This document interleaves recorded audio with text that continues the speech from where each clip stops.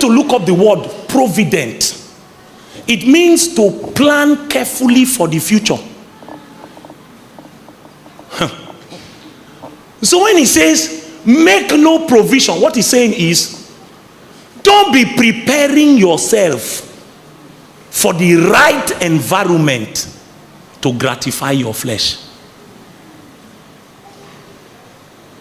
Some people prepare themselves for sin.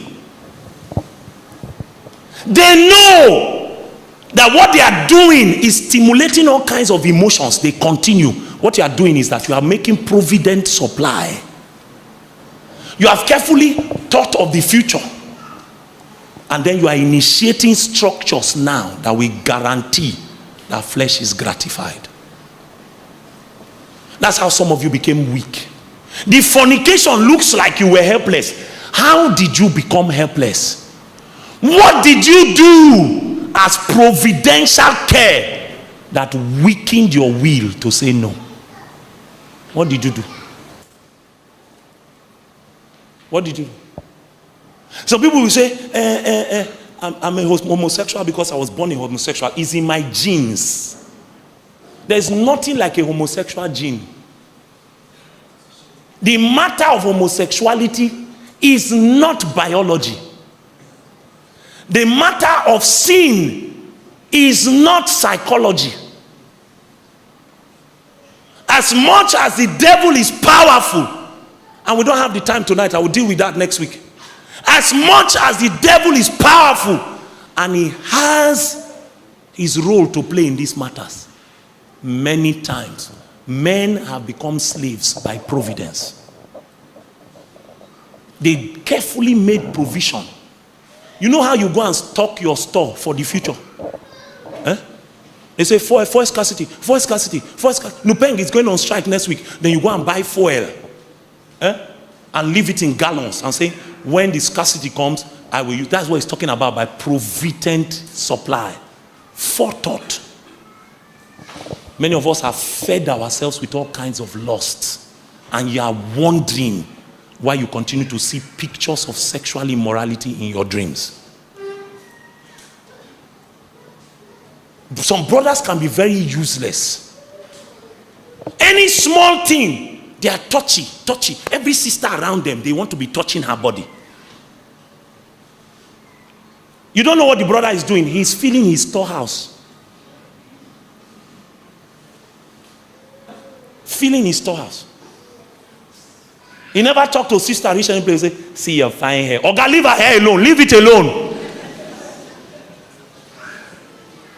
Leave it alone. You are sitting down, there's no chair. You say, sister, come and sit on my lap. After all, we are brethren. Providential care. All kinds of movies are on your phone. You have not fornicated yet. But what you are doing is that you are filling your storehouse. It's only a matter of time. Flesh will rule you. You don't like betting. What are you doing on betting sites? What are you doing there?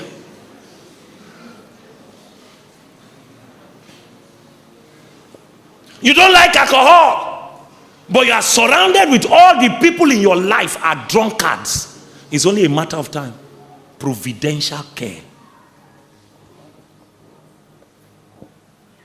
Any sister God sends your way, you have turned mentorship relationships into sexual relationships.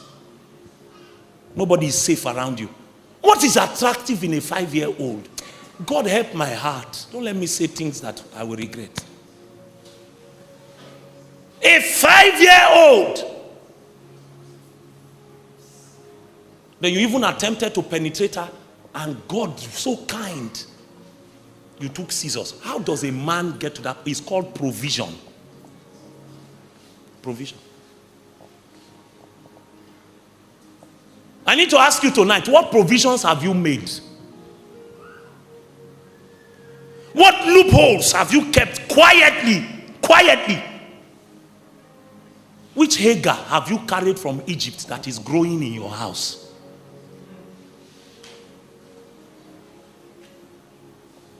Growing in your finances.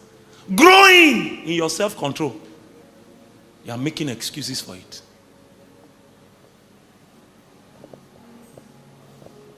Then when you begin to struggle now, you will come and say, you don't know why Satan is doing you like this. You are the one that made provision. I'm dwelling here because this is man's biggest struggle. The struggle with his flesh. The second tool that sin uses is the world. Do not love the world or the things of the world in the world. If anyone loves the world, the love of the Father is not where? It's not in him.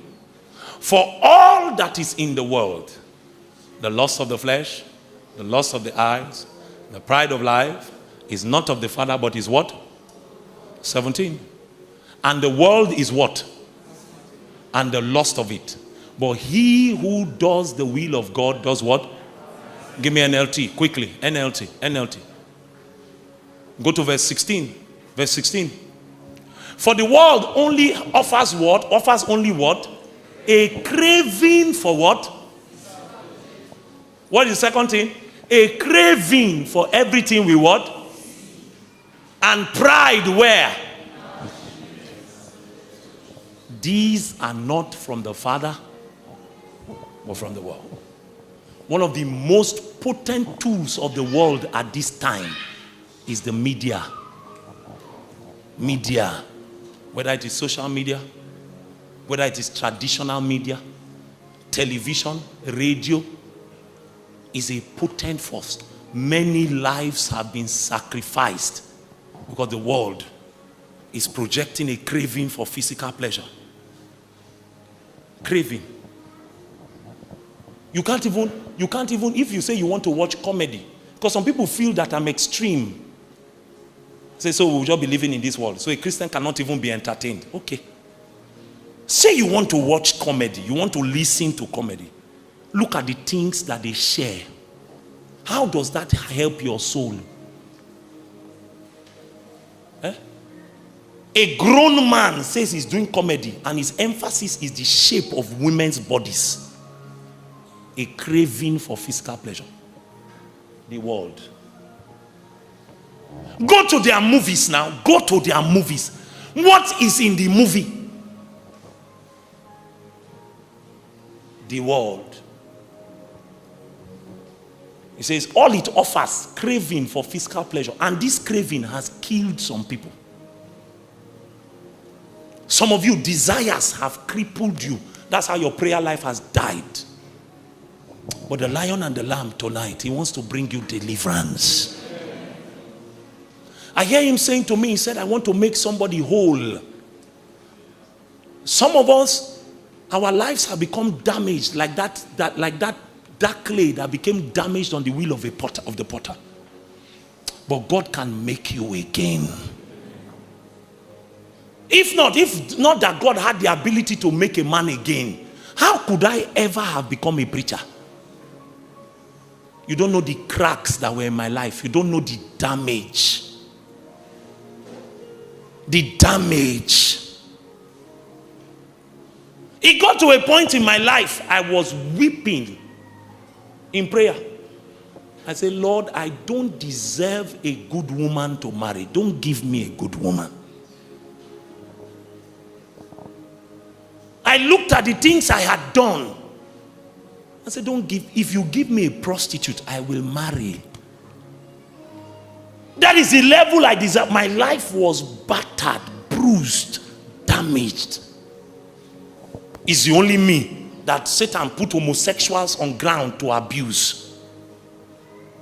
I was struggling with that one. I was staying with an uncle. House girl will not leave me alone. I was a young boy. You know, they don't want to talk about sexual abuse that happens to young boys. They talk about girls. If some of us open our mouth and tell you what we have been through as men. Today is International Men's Day. Some men you are looking at as survivors. But that damaged me completely. Finished my mind. The same me. But somehow Satan was working over time. God was just waiting patiently. It doesn't take God eternity to do something that is eternal. No. He was waiting patiently. The day I cried like Peter. You know, Peter was sinking and he kept his mouth closed. He was about to drown. Then all of a sudden he lifted up his eyes and he saw Jesus. And he cried out. He said, Master, save me. Jesus said, I've been waiting, Kesena, I've been waiting. I put my hand in his hand. It has taken a while. Because I wanted to show you tonight that spiritual growth is not instant. There is something that is called progressive sanctification. It takes time for God to make a man. When he pulls you, something else will be pulling you back down. He will be dragging you. The good thing is that if you keep your hand in his hand, he will not let go. Many times the reason people sank is not that God let them go. They let God go. I grabbed him like Jacob. I won't let you go. I held him. So even when flesh will be drawing me back, I will be struggling. Lord, my life is in your hand. I'm not a dog. I won't go back to my vomit. I know I masturbated again yesterday, but weeping may endure but for a night. I refuse to die like this. If you raise men that walked out of immorality, I must walk out. I must walk out. I began to learn how to say no. When the pressure becomes too much, I'll say no. Then one day I found out that I was no longer in the river, that I was now walking side by side with Jesus. We were walking on the water together. And Jesus was saying, Kesena, see what I want to do with your life. And then I looked at where I was coming from and I said, if it had not been the Lord on my side. What will Israel have said? Who dashed monkey banana?